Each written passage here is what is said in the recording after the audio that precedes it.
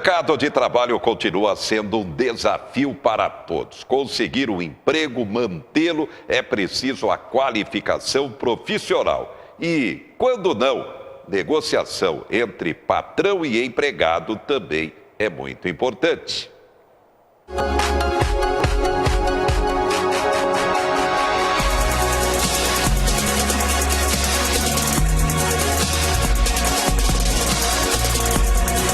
Já começou a contagem regressiva para a Copa do Mundo na Rússia. O pontapé inicial será no dia 14 de junho. Apesar de não ser feriado oficial aqui no Brasil, muita gente torce por uma folguinha para ver os jogos. Várias empresas costumam liberar os funcionários nos horários das partidas. É o caso dessa loja de festas no Distrito Federal, que dispensa todos os 29 empregados em dias de jogos da seleção. Se precisar da folga, a gente dá. Se tiver que negociar, a gente negocia. Não temos problemas nenhum com os funcionários aqui. Todos são satisfeitos. E o diálogo? O diálogo tem toda a vida. Tem que ter, né? Porque se a gente não tiver diálogo com o funcionário, como eu te falei, a empresa não funciona, né? A modernização trabalhista, que flexibilizou várias regras, também facilitou a negociação entre empregados e patrões para folgas e horas compensadas, sem prejuízo para nenhuma das partes. Trabalhou o meu expediente, compensa o dia normal. Douglas Rocha, que trabalha na loja de festas há 3 anos, aprova a iniciativa de ser dispensado no horário dos Jogos do Brasil e não vê problemas em compensar as horas. Tranquilo, a gente para sem problema nenhum. A negociação é bem amigável aqui, entendeu? Se a gente está devendo hora, a gente consegue pagar, né? Não tem problema com relação a isso, não. Segundo a legislação trabalhista, se a compensação ocorrer no mesmo mês da liberação para os jogos, este acordo poderá ser acertado sem a necessidade de documento escrito ou da validação do sindicato. É um dia útil como qualquer, que todos estão obrigados a cumprir com a sua obrigação normalmente. O que há, muitas vezes, é realmente uma negociação entre as partes para que haja, naquele dia, naquele dia não se trabalhe e possa compensar num outro momento. Tá aí então, vale tudo. A negociação também entre patrão e empregado em qualquer momento é fundamental. Destaques: prefeito de São Paulo decreta estado de emergência e já pode apreender combustível. Custo das medidas para caminhoneiros, o custo pode chegar a 27 bi. Temer cobra estados por redução do ICMS dos combustíveis. Caixas eletrônicos poderão ficar desabastecidos em razão desse momento complicado pela falta de combustível. E lembrando de novo, a MTU, a Associação Marinense do Transporte Urbano, informando que os ônibus do transporte coletivo em Marília, tanto da Sorriso como da Grande Marília, vão parar neste sábado às 2 da tarde, não vão trafegar então no restante do sábado, no domingo, só voltando na segunda-feira, para poupar combustível. A informação acaba de ser divulgada. Agora, saúde. Estamos na semana, fechando a semana de informação sobre a tireoide. Todo mundo tem. Agora, quando há o problema da doença, o que fazer? Falta informação. Por isso, o nosso papel. Então vamos lá. Quais são os sintomas da tireoide? Quais são os sintomas das doenças da tireoide? Para quem não sabe, a tireoide é uma glândula que fica localizada na região anterior do pescoço, aqui na frente da traqueia, abaixo da laringe, e ela produz hormônios que são essenciais ao corpo, hormônios que regulam o nosso metabolismo, que é o T3 e o T4. Então, as doenças da tireoide, a gente tem 2 tipos. As funcionais, que são as que vão causar sintomas sistêmicos pelo corpo todo, pois os hormônios estão faltando ou em excesso, e as doenças estruturais, que vão causar sintomas locais apenas. Nas doenças funcionais, a gente pode ter o hipotireoidismo, quando a gente tem uma queda nos hormônios da tireoide, e o hipertireoidismo, quando a gente tem hormônios demais.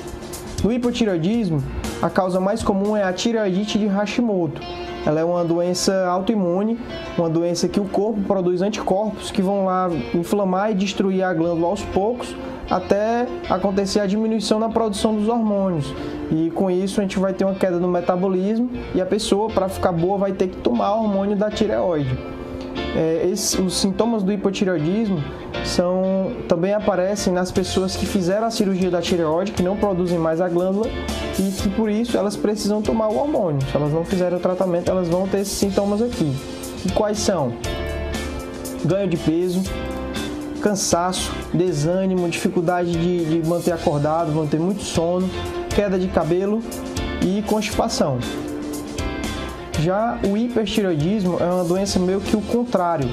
A causa mais comum é a doença de Graves, é uma doença autoimune também, mas nessa doença o anticorpo, ao invés de destruir a glândula, ele estimula a glândula, estimula a produção de hormônios e com isso o metabolismo fica acelerado.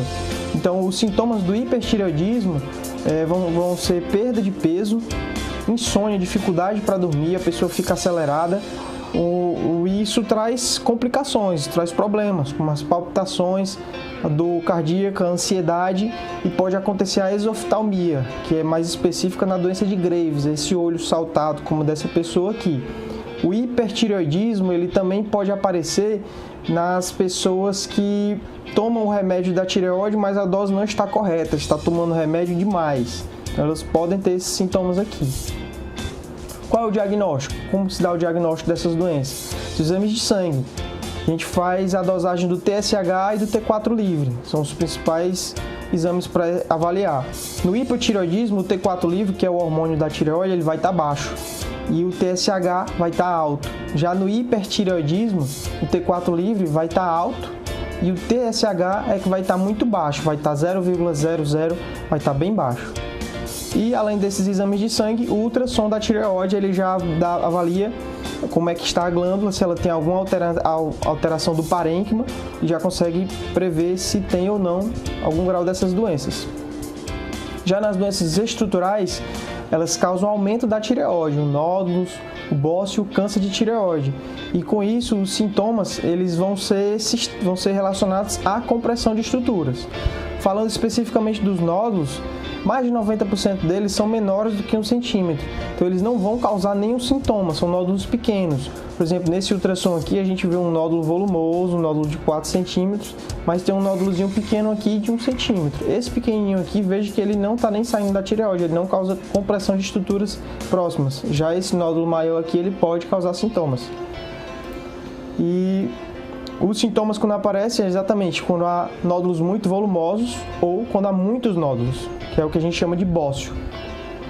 O bócio é quando há um aumento da tireoide.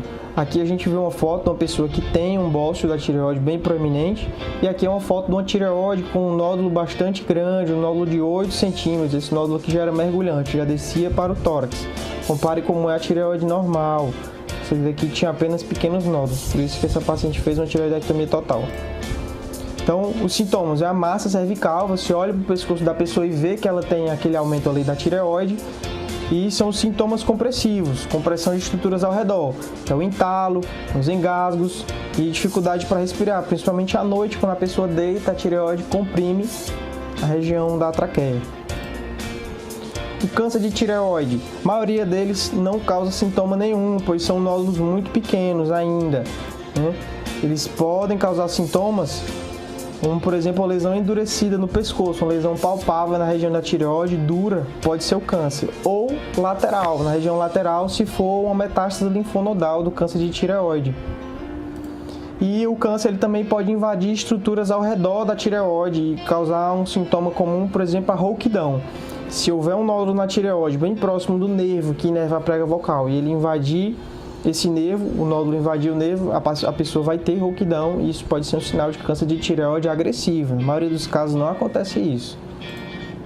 Então é isso. Se você gostou, clique em gostei, clique em curtir, inscreva-se na minha página do Facebook.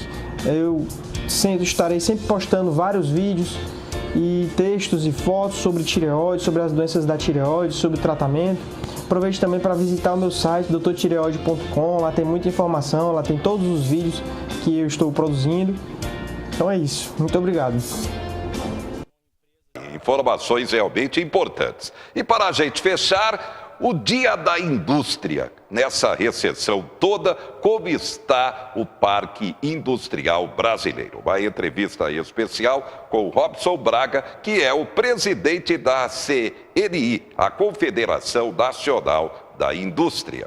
Sem olhar o que lá fora estava sendo feito e fechando o mercado, acreditando que o nosso desenvolvimento poderia ser o único aqui dentro, como se a gente fosse o único país do mundo, né?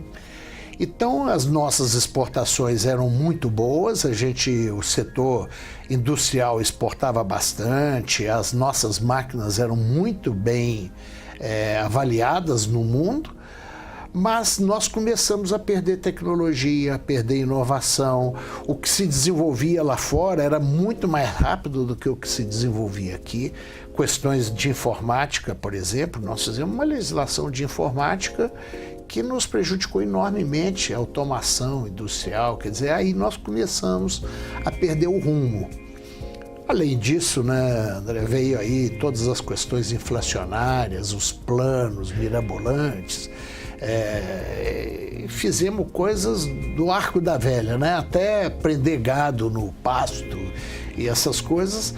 E o Brasil ficou atrasado na indústria, na inovação, na tecnologia. Mas as nossas taxas de importação eram muito elevadas. Então, você tinha uma competição com o mercado externo. Aqui dentro era vantajoso para nós. E quando nós competimos lá fora, também era vantajoso porque a gente era desonerado, os nossos produtos eram desonerados. Mas acontece que os nossos produtos começaram a perder competitividade lá fora por falta de tecnologia. Então nós começamos aquela coisa do carro nosso, que era uma carroça, aquilo era um pouco verdade, né? A gente produzia um carro para nós que lá fora não tinha mercado mais. Muita gente ficou ofendido com aquela frase, mas era a pura verdade. Mas era a pura verdade, sabe? Eu acho que, na realidade, a gente no Brasil, pelo menos nos anos 90 para trás, tinha uma coisa que nos ajudava muito no Brasil, eram os planos decenais. Então o Brasil tinha plano decenal do setor elétrico, de telecomunicação, para infraestrutura, para tudo. Os planos não aconteciam, mas eles davam um norte, um direcionamento para onde você deveria ir, né? Era bom. Depois, quando chegou a partir dos anos 90, com essa famosa frase, o Brasil se abriu para o mundo e abriu repentinamente, quer dizer, nós não estávamos preparados para uma abertura tão rápida.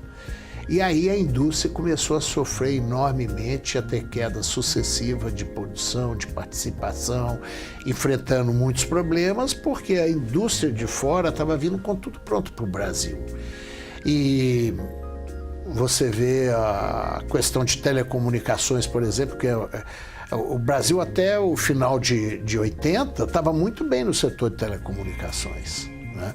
Depois de 90 para cá, quando começou a entrar a telecomunicação com celulares e cada vez mais foi a celular, a comunicação por celular foi tomando conta do país, né?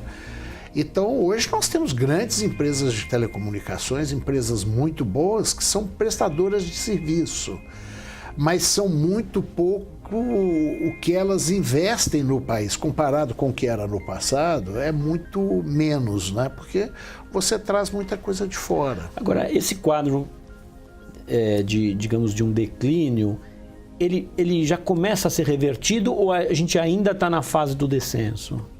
Não, olha, em termos de PIB industrial, nós chegamos a ser aí 34% do PIB do país, uma fase boa, né?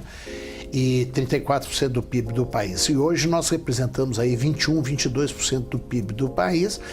Quando eu falo nesse PIB industrial, nós consideramos a indústria de transformação, que representa 12%, a indústria de mineração, a indústria da construção civil e os serviços industriais, como energia, por exemplo, que é um serviço industrial. É claro que essa redução do PIB de 34 para 22, tem parte das ações industriais que mudaram de classificação. Então, uma indústria que era completamente verticalizada, você tinha um outro PIB. Essa indústria começou a se focar no core business dele e aí terceirizar funções como a parte de vigilância, limpeza e outras atividades. Então isso deixou de ser indústria e passou a ser serviço. Mas então, aí é uma questão só de contabilidade. É uma questão de contabilidade, mas reflete no PIB industrial. Uhum.